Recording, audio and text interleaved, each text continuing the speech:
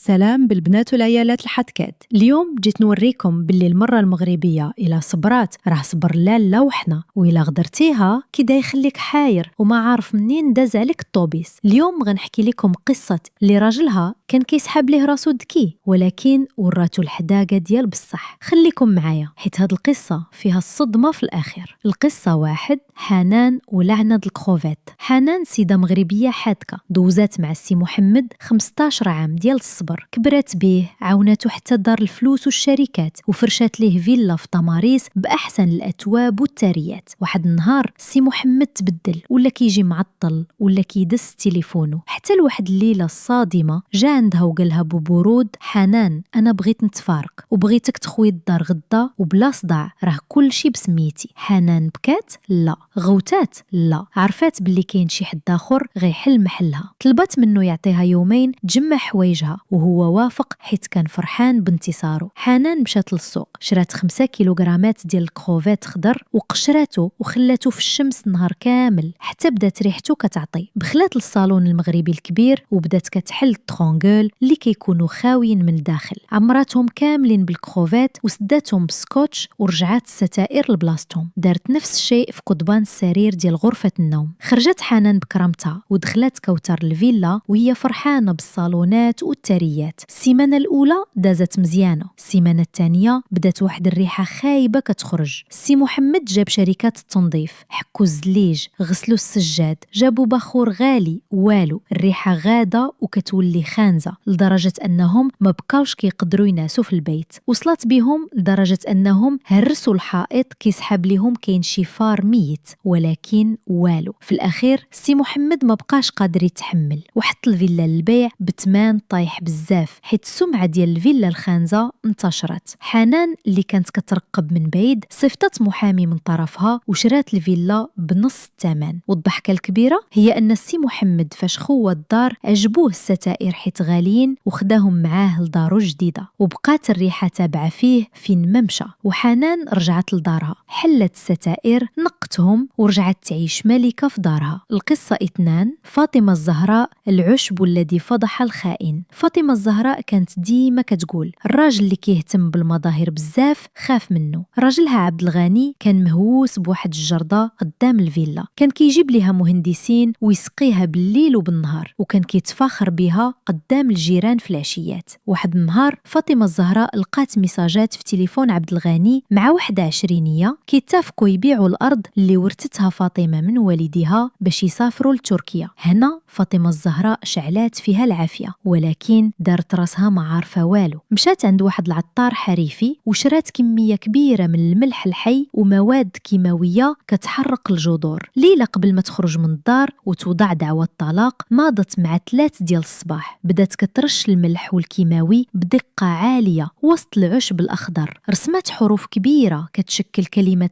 خائن وسقات الجردة مزيان باش داك الملح يهبط للأعماق. عبد الغني فاش فاق الصباح لقى فاطمة الزهراء مشات وفرح حيت تهنى منها. دازت سيمانة، العشب بدا كيصفر وبدات الحروف كيبانوا. الجيران والناس اللي كيدوزوا في الزنقة بقاو كيشوفوا فضيحة مكتوبة بالعشب الميت وسط الخضورية. عبد الغني جاب الجارديني باش يزرع عشب جديد، ولكن الصدمة هي أن الملح الحي كيبقى في التربة سنوات. كل ما نبت العشب الجديد كيموت في بلاصة الكلمة، وكتبقى كلمة خائن محفورة في الأرض وكل شي كيشوفها. خسر الملايين باش يغطي الفضيحة، وفي الأخير اضطر يغطي الجردة كاملة بالسيما وحرم راسه من أغلى حاجة عنده بسبب كيد فاطمة الزهراء. القصة 3، ليلى وفضيحة الفلاشة في ليلة العيد. ليلى كانت متزوجة بعادل، واحد السيد اللي عايق براسو بزاف، خدام في البرمجة وكيظن باللي حتى واحد ما يقدر يفرش شغالو. ليلى كانت كتلعب دور الزوجة النية اللي يالله كتعرف تحل الواتساب، وهذا الشيء خلى عادل يطمئن ويخلي تليفونه وبيسي ديالو قدامها وهو مرتاح. واحد النهار ليلى كانت كتمسح الغبرة في المكتب ديالو وهي تلقى واحد السيرفر صغير مخبي وراء الكتب. بذكاء النساء بدات كتقلب حتى لقات باللي عادل داير نسخة من كاع المحادثات والصور ديالو مع سناء في هاد السيرفر باش يمسحهم من تليفونه ويبقاو عنده مخبيين. ليلى ما بكاتش وما واجهتوش، بدات كل ليلة ملي كيناس كتهز فلاشة صغيرة وكدير نسخة من كاع الفضائح، صاور، أوديويات وحتى فواير المطاعم اللي كان كيمشي ليهم مع العشيقة. وفين كانت كتخبي هاد الفلاشة؟ في كاع سطل ديال التيد، حيت عارفة عادل عمرو يقرب لجهة التصبين. بقات صابرة شهرين حتى جا نهار عيد ميلادو. عادل دار حفلة كبيرة وعرض على العائلة والصحاب وحتى سناء كانت حاضرة. في وسط الحفلة ليلى وقفات وقالت عندي مفاجأة لعادل بمناسبة عيد ميلادو، واحد الفيديو كيجمع أحلى لحظات حياتنا. شعلات التلفازة الكبيرة في الصالون وركبات الفلاشة. في الأول بانوا تصاور زواجهم، ولكن فجأة تبدلات الصور وظهرت المحادثات الحميمية وتصاور عادل مع سناء في البحر. الصالون كله سكت وعادل وجهه ولا بحال جرحات. ليلى دارت عنده ببرود وقالت ليه هذه هي الهدية اللي كتستاهل، والطلاق غيوصلك غدا الصباح. خرجت ليلى من الدار بحال الملكة وخلاتو كياكل الدق من عند خوتها ومن عند عائلته اللي تصدموا فيه.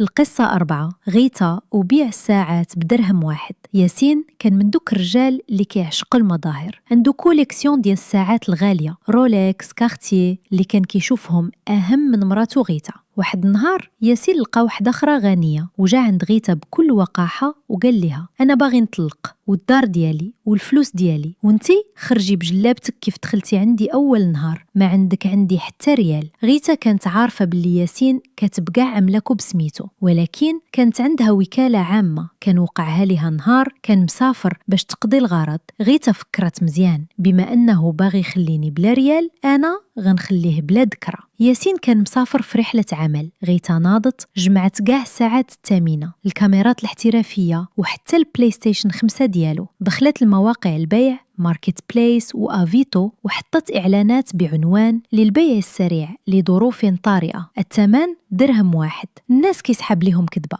ولكن اللي كيتصل كتقول ليه اجي دابا خدها. في ظرف ساعتين الدار خوات من كاع الحاجات الغالية. ملي رجع ياسين لقى الدار خاوية والساعات اللي ضارب عليهم تمارة سنين غبروا. جن جنونه هددها بالبوليس، ولكن غيتا بقات هادئة وراتو الوكالة. أنا بعتهم قانونيا والقانون ما كيحددش الثمن. انتي قلتي لي خرجي بجلابتك وأنا خرجت، ولكن المتاع ديالك صدقتو على المحتاجين حيت انتي ما كتحسش بيهم. ياسين لقى راسو خسر ملايين في نهار واحد وما قدر يدير والو قانونيا. القصة 5. أسماء وكميل العطر رخيص. منير كان ديما كيقول الأسماء باللي هو نقي وعمرو يشوف وحدة أخرى، ولكن أسماء كانت كتحس بريحة غريبة في الطوموبيل ديالو كل ما رجع من الخدمة. عوض ما تفتش ليه تليفونه قررت تخدم كيد نسا. مشات لواحد السويقة وشرات أرخص عطر ممكن تتخيليها، ريحة مجهدة وخانزة كتدوخ الراس. في الصباح بكري قبل ما يخرج منير الخدمة رشات هاد العطر تحت الكراسي ديال الطوموبيل وفي البلايص المخبية اللي ما كيبانوش، عارفة باللي إلا ركب معاه شي حد هديك الريحة غتقهرهم. وفعلا العشيقة ديالو ملي ركبات مقدراتش تستحمل ديك الريحة السوقية وبدات كتسب، ومنير حشم. العشيقة جبدات ريحتها الغالية ورشاتها بكترة باش تغطي على الريحة الخانزة. ملي رجع منير للدار أسماء دخلت للطوموبيل دير راسها كتقلب على ساروت وشمات الخليط العجيب،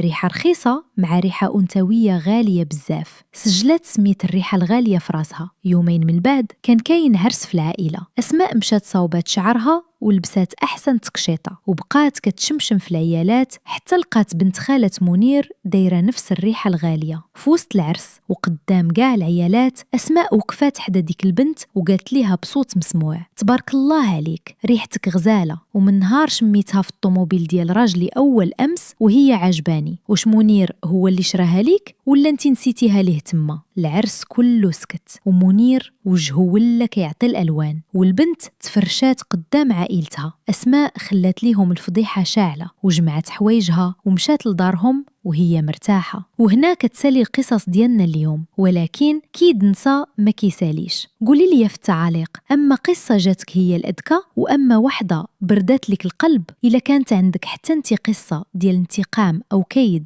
أو وقعات لك شي حاجة وبغيتي تشاركيها معنا بلا ذكر الأسماء طبعا، صيفطيها لي في الخاص على الإنستغرام أنس عربي. القصة اللي غتكون حارة بزاف هي اللي غنحكي في الفيديو الجاي. ما تنساوش تشاركوا الفيديو مع صحاباتكم وديروا جيم وتابوناو باش تكبر العائلة ديالنا. تهلاو فراسكم وبالسلامة.